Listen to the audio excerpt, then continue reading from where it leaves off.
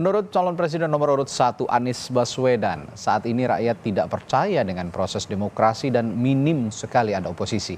Menanggapi pernyataan Anies, calon presiden nomor urut 2 Prabowo Subianto mengatakan Anies menjadi gubernur DKI Jakarta adalah contoh berjalannya demokrasi karena saat itu diusung oleh oposisi. Anies pun mengungkapkan tidak semua orang tahan untuk menjadi oposisi.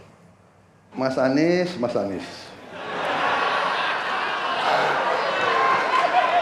Saya berpendapat Mas Anies ini agak berlebihan.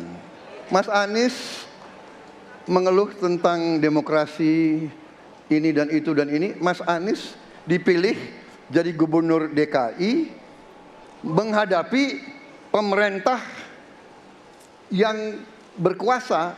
Saya yang mengusung Bapak.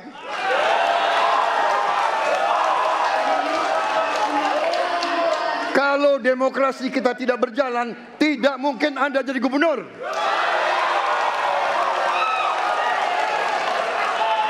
Kalau Jokowi diktator, Anda tidak mungkin jadi gubernur. Saya waktu itu oposisi, Mas Anies. Anda ke rumah saya, kita oposisi, Anda terpilih.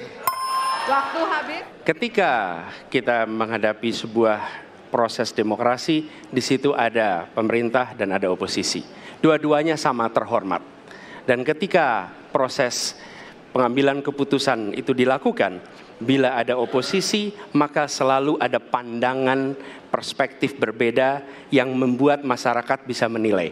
Karena itu oposisi itu penting dan sama-sama terhormat. Sayangnya tidak semua orang tahan untuk berada menjadi oposisi. Oke? Seperti sampaikan Pak Prabowo tidak tahan untuk menjadi oposisi.